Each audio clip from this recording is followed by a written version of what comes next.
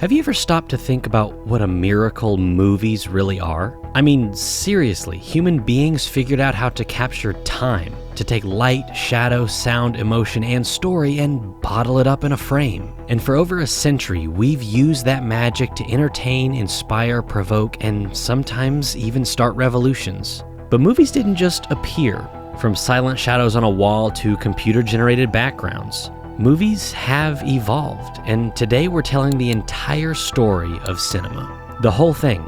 Every major turning point, every game-changing moment that shaped the movies we love, and knowing the journey of how movies came to be will make you love them even more. So grab your popcorn because this is the complete history of cinema. Let's dive in. And hit it. Before movies were movies, they were optical illusions. In the late 1800s, devices like the zoetrope and the phenakistoscope were basically spinning wheels that created the illusion of motion. Yeah, it sounds like a cool science fair project, but back then it was their avatar. At the same time, Thomas Edison was building devices like the kinetoscope, where you could peek into a box and watch short films. Then Edison and his assistant William Dickson unveiled a new type of recording camera that they called the kinetograph. This is widely recognized as one of the world's first motion picture cameras. At that time, nobody really knew what to do with it, but they knew it was something that nobody had ever seen before. Even though Edison and Dickson were known to have created one of the first motion picture cameras, the real turning point came in 1895 when two French brothers, Auguste and Louise Lumière, set up a camera, filmed a train pulling into a station, and projected it onto a screen for a crowd. That film, Arrival of the Train at La Ciotat Station, is considered one of the very first motion pictures. And legend has it, the audience screamed and dove out of the way, thinking the train was coming through the screen. Whether that's true or just cinematic myth, it captures the vibe that movies were a miracle. Then came Georges Méliès, a magician turned filmmaker who saw movies not just as a way to show reality, but to escape it. His film, A Trip to the Moon in 1901, featured hand-painted sets, multiple exposures, and the famous image of a rocket stuck in the moon's eye. This wasn't just a recording of life or a train pulling into a station. This was cinematic storytelling that nobody had ever seen before. The groundwork was laid, and movies were no longer just moving pictures, they were stories. By the 1910s, film had found its voice, metaphorically speaking.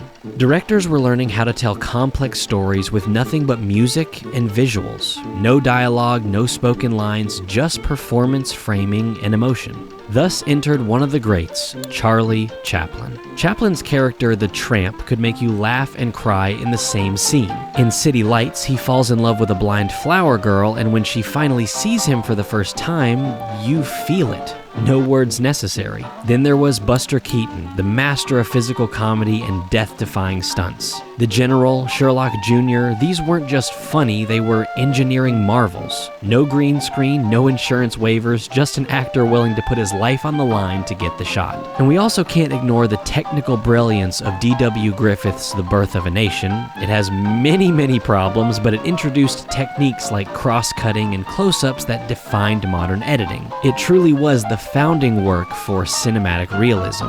Meanwhile, over in Germany, films like The Cabinet of Dr. Caligari turned cinema into a psychological horror show. Twisted sets, painted shadows, this was German expressionism, and it told us something new, that the look of a movie could express a character's inner world. Silent films proved that cinema was more than a gimmick, it was a visual language.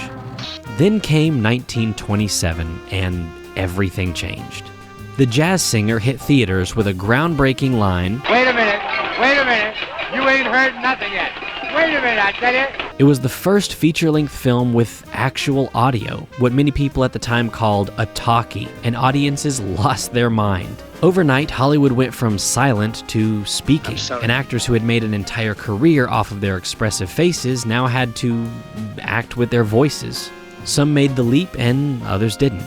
The truth is that it was chaos. Studios scrambled to retrofit stages and build sound booths, but out of that chaos came a new era of cinematic storytelling, one where music, dialogue, and ambient sound could enhance the emotional impact. And just like that, cinema started sounding like real life. All right, Mr. DeMille, I'm ready for my close-up. With sound came structure. The 1930s through 50s marked the rise of the studio system.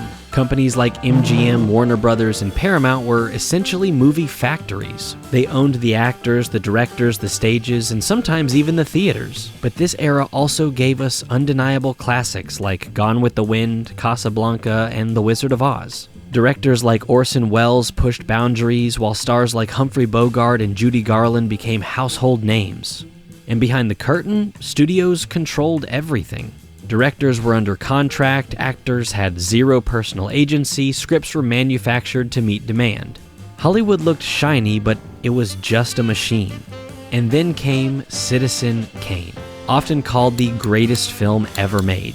Not just for its story, but for something that audiences had never seen before: cinematography. Orson Welles and cinematographer Craig Tolland used deep focus, dramatic low angles, and long takes in ways that nobody had ever seen. Every frame was carefully composed to serve the story, and it changed how filmmakers thought about the camera as more than just an observer, but a storyteller. Still, the golden age was golden for a reason. It created the visual language that we still use today. Your complete attention, if you please.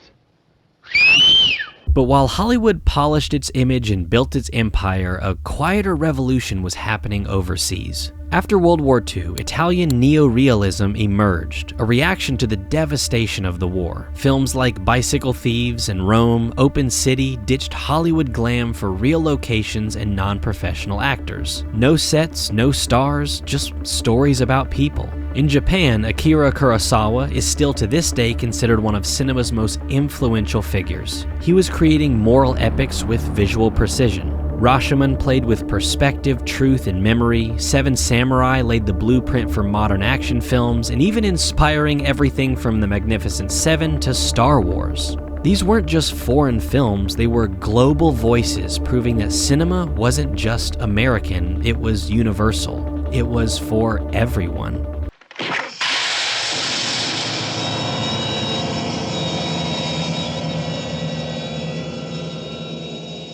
So by now, movies had sound, they had stars, they had stories, but there was still something missing. Enter Technicolor. Now, filmmakers had been experimenting with color since the 1910s, but it wasn't until 1939 that two iconic films flipped the switch: Gone with the Wind and The Wizard of Oz.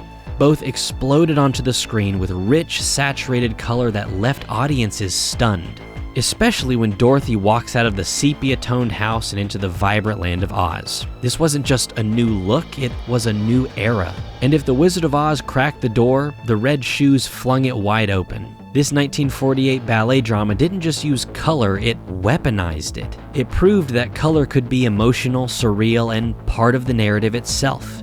It was like watching a painting come to life, and it changed how color was used in film from then on out. Technicolor didn't just enhance the visuals, it changed how directors thought about wardrobe, set design, and mood.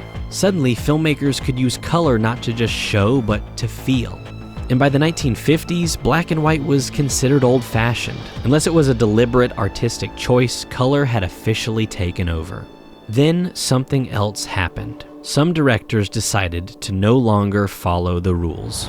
In France, a group of rebellious film critics turned filmmakers, guys like François Truffaut, Jean-Luc Godard, and Agnès Varda, decided that they had enough of polished studio films and decided to launch the French New Wave, a movement that embraced handheld cameras, jump cuts, natural light, and characters who talked directly to the camera. Breathless, The 400 Blows, these weren't just films, they were statements, and audiences were in awe. And this auteur theory, the idea that the director is the true author of the film, not a studio, lit a fire under American filmmakers. People like Stanley Kubrick, Alfred Hitchcock, Ingmar Bergman, and Federico Fellini started crafting deeply personal, often surreal films. Directors were no longer factory workers, they were artists, visionaries, storytellers, and soon they'd take over Hollywood. It's not personal, Sonny. It's strictly business. Enter the 1970s, arguably the most transformative decade in movie history. The old studio system was crumbling, box office returns were down, audiences wanted something real, gritty, flawed, and dangerous. So into that chaos stepped a new generation of directors: Scorsese, Coppola, Spielberg, Lucas, and Kubrick. These weren't just filmmakers, they were filmmaking rock stars. The Godfather, Jaws, Star Wars, Apocalypse Now, Taxi Driver, these films didn't just break the rules, they rewrote them. And we could talk for hours about the cultural impact each of these films has had on the filmmaking industry and filmmakers today, and how these films are still inspiring young and upcoming directors over 50 years later. And guess what? These films made money. Lots of it. Studios realized that they didn't have to choose between art and commerce, but with the right vision, you could actually have both. And behind the scenes, technology was also evolving too. Marathon Man in 1976 was one of the first films to use the Steadicam, allowing smooth, dramatic shots without dolly tracks. That innovation gave us shots that felt alive, like being pulled through the story in real time. Apocalypse Now pushed the boundaries of sound design. It wasn't just background noise, it was psychological. Helicopter blades turning into ceiling fans, Wagner's Ride of the Valkyries became a weapon. The sound mix put audiences in the war zone years before surround sound was the standard. And of course, Star Wars changed everything. ILM, or Industrial Light and Magic, was created just to make the movie possible, pioneering motion-controlled cameras and miniature effects. Suddenly, sci-fi didn't have to look cheap, it could look epic, and ILM is still around today. But with great power comes merchandising. And that brings us to the blockbuster era. The success of Jaws and Star Wars taught studios something very important. Big movies make big money. Thus was born the blockbuster. The 80s brought a wave of high-concept, crowd-pleasing juggernauts like Indiana Jones, Back to the Future, Ghostbusters, Top Gun, Batman. These weren't just movies, they were events. They had toys, cereal, theme park rides, and suddenly, a film wasn't just a story, it was an entire franchise. This era also introduced something new, the summer movie season, a time when studios would unleash their biggest, loudest, most bankable films. This strategy worked, and maybe worked too well because studios are still using the same strategy to this day. It worked! I finally invented something that works! But if theaters were for the blockbuster, then home video was for everything else. With the rise of VHS, suddenly anyone could own a movie, watch it over and over, pause it, rewind it, and study it. It changed how we consumed cinema. In fact, some cult classics were born on VHS. Films like The Thing, Evil Dead, Clerks, and Donnie Darko found their audiences after they left theaters. And for studios, this was huge. A film that flopped at the box office could still make millions on home release. Theaters were no longer the end of a movie's life, they were just the first step. By the 1990s, the Academy Awards weren't just an industry party, they were cultural currency. Winning Best Picture could catapult a film like Titanic, Forrest Gump, or Gladiator to legendary status. But it wasn't just about money, it was about validation. Studios started pushing prestige projects in award seasons, and indie films could suddenly punch above their weight class. And as Oscar night became a global TV event, movies weren't just judged in box office, they were judged on legacy. And then the dinosaurs showed up. In 1993, Jurassic Park changed everything. For the first time, CGI didn't look like a cartoon, it looked real. Just 2 years later, Toy Story became the first fully computer-animated feature, and in 1999, The Matrix blew our minds with bullet time and digital worlds. The message was clear. If you can imagine it, you can create it. Filmmaking was no longer about what you could build, it was about what you could render. The Lord of the Rings trilogy pushed tech even farther with Gollum. Using Andy Serkis with motion capture, Weta created a fully digital character with emotional depth. It was the first time audiences truly connected with a CGI performance, not just a visual. But as we'll see in just a minute, that also had consequences. Must have the precious. Okay, so you've got CGI blowing minds, blockbusters raking in cash, and indie films winning Oscars, but something else was quietly changing the way we interacted with movies. Introducing the DVD. Suddenly, you could watch the film and then watch how it was made. You had commentary tracks, storyboards, behind-the-scenes footage, deleted scenes, Easter eggs, and interactive menus.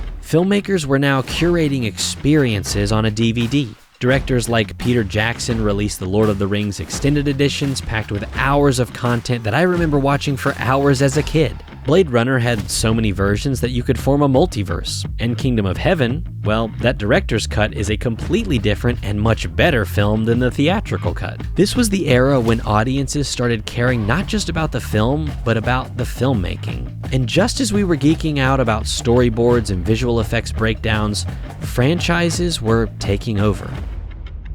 Did you know that 9 out of the top 10 highest grossing films of all time are all franchise films? What? I have no idea. That's not a coincidence. Studios realized that original stories were starting to get risky, but sequels, those are safe, and known IPs, those are even safer. So studios decided to double down. Harry Potter, Pirates of the Caribbean, the Dark Knight trilogy, the Hunger Games, and of course the big one, the Marvel Cinematic Universe. After Iron Man hit in 2008, Marvel changed the game. Now it wasn't just about a hit movie, it was about building a cinematic universe. Each film wasn't a standalone story, it was simply a puzzle piece. And the model worked until it didn't, but we'll get there. Did it work? While studios were building billion-dollar franchises, technology was quietly leveling the playing field. Cameras were getting cheaper, digital cameras started to enter the market, and in 2002, Star Wars Attack of the Clones became the first major film shot entirely on digital cameras. The results were mixed, but the writing was on the wall. Film wasn't just competing with digital, it was about to lose. On top of that, editing software became available to anyone with a laptop. YouTube launched in 2005, and suddenly a kid in their bedroom had access to the same tools as a Hollywood editor. Movies like Paranormal Activity, Tangerine, and Searching prove that you don't need a massive crew, you just need a great idea. The digital revolution gave birth to a new generation of creators, and while that's amazing, it also meant oversaturation. There are now thousands of films made every single year, and many never get seen. The line between movie and content was starting to blur. By the 2010s, film reels were disappearing, studios stopped printing on 35mm, and theaters switched to digital projectors. Kodak filed for bankruptcy, film labs shut down, and entire generations of filmmakers would never touch a film strip. Digital had officially won the format war. But of course, not everyone surrendered. Directors like Christopher Nolan, Quentin Tarantino, and Paul Thomas Anderson pushed back. They shot on film, and they projected on film, and Tarantino even opened his own 70mm theater. And guess what? It wasn't about nostalgia, it was about texture, grain, imperfections, it was about soul. Digital may be the future, but some stories still need that old-fashioned heartbeat, and that's what many directors are still searching for today. Then came the final disruption, streaming. First it was Netflix mailing DVDs, then it was Netflix streaming everything, and then everyone joined in. Hulu, Amazon, Disney+, HBO Max, Apple TV, Peacock, Paramount+. Suddenly, theatrical releases had competition, and not just from other movies, but from bingeable shows, gaming, YouTube, and TikTok. COVID only accelerated the shift, and theaters shut down. Entire movies like Soul, Mulan, and The Irishman launched online. Convenience won, but at what cost? The communal experience of the theater is fading. Movies have become background noise, and streaming made cinema more accessible than ever and more disposable. And then everything stopped. That COVID-19 can be characterized as a pandemic. In 2020, the pandemic shut down production, closed theaters, and delayed releases. Movies like Tenet tried to bring audiences back, while others like Mulan went straight to Disney+.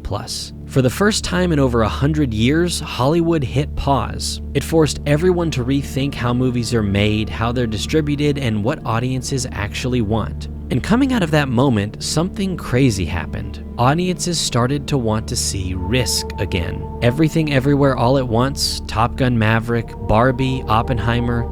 Suddenly it felt like studios remembered how to swing for the fences. Franchise movies started to flop and indie projects started to soar. This was completely the opposite of what it was just a few decades ago. And now we're entering a strange new territory. AI can write scripts, animate characters, de-age actors, and generate voices. The Creator was made on prosumer cameras and upscaled into a blockbuster. The Mandalorian introduced the Volume, a massive 360-degree LED wall that rendered real-time environments with Unreal Engine. No green screen, no location scouting, just a living set that responds to camera movement like a video game. It was a whole new filmmaking sandbox. We're approaching a point where movies can be made with almost no real locations, no physical sets, and maybe no human actors. That's both kind of exciting and also terrifying, because the question isn't just what can we do, it's what should we do? Will authenticity survive, or will cinema become another product of the algorithm? I don't know. At last, here we are. The history of filmmaking is filled with ups and downs. It's an emotional roller coaster where technology is advancing and saving cinema, while on the other hand, it's advancing so much that we're starting to lose what made us flock to the theater in the first place. On one side, mega franchises, streaming giants, sequels, reboots, and remakes. And on the other, intimate indies, risky stories, global voices, and movies made on iPhones. Cinema today is in a tug of war. Art versus content, risk versus formula, and passion versus profit. But through it all, one thing hasn't changed. Movies still matter, whether it's Parasite winning Best Picture or a TikTok short that moves you to tears. Filmmaking, like real films, still has the power to make us feel something. So what have we learned? Well, cinema was born out of curiosity. It grew through rebellion, evolved through innovation, and today it stands at a crossroads. But if you're watching this, you are part of the story now. Because the future of movies doesn't belong to Hollywood. It belongs to the filmmakers brave enough to take risks, to the storytellers who care more about people than pixels, and to the ones who chase authenticity instead of perfection. The next great moment in movie history might not happen in a studio. It might happen in your garage, because the next chapter in the history of cinema might just be yours.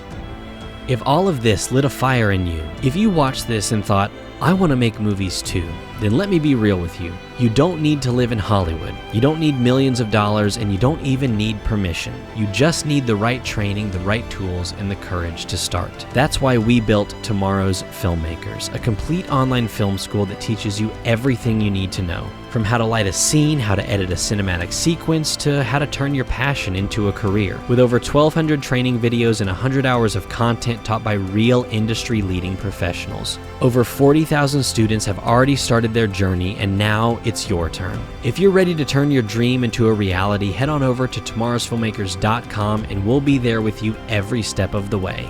If you want to be a part of cinema's history and part of the next step, then head on over to tomorrowsfilmmakers.com and learn all the skills that you need to succeed.